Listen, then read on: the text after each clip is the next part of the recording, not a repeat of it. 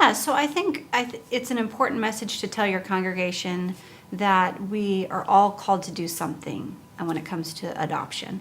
So not everyone is called to adopt, but everybody can do something. So everyone can play a role, and I think it's important to explain how tangible some of these needs are of these families. So if you can cook, clean, babysit, or drive, you can play a vital role in supporting a family.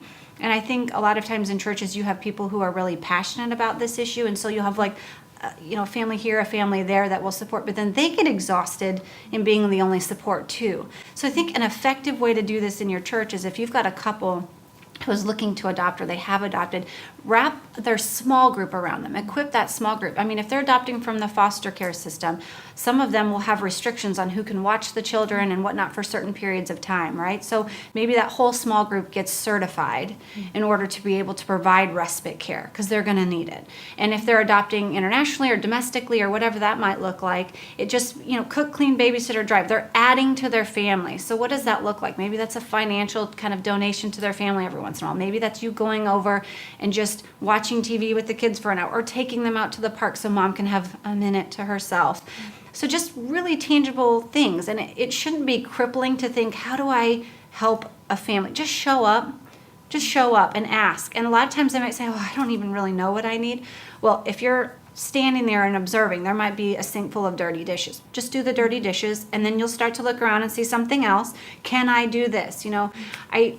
A lot of adoptive families have a hard time asking for help because they feel like they've already asked people for a lot of help up front, especially if you're adopting domestically or internationally with the cost of that, right? We fundraise, I don't want to ask anyone for anything else. And to be perfectly honest, a lot of adoptive families, when they ask for help, they have to ask for repeated help. And so they start to feel like people get annoyed or tired with their need. And so we've got to let families be vulnerable with us, and we have to respond. I can't tell you how many friends that I have who have continually shared their need, and it might not be blatant, but it's like, man, I'm just so tired. And they haven't asked, hey, can you come over and watch the kids while I nap? But we need to be in tune and think, okay, she's exhausted. What would I need if I was exhausted?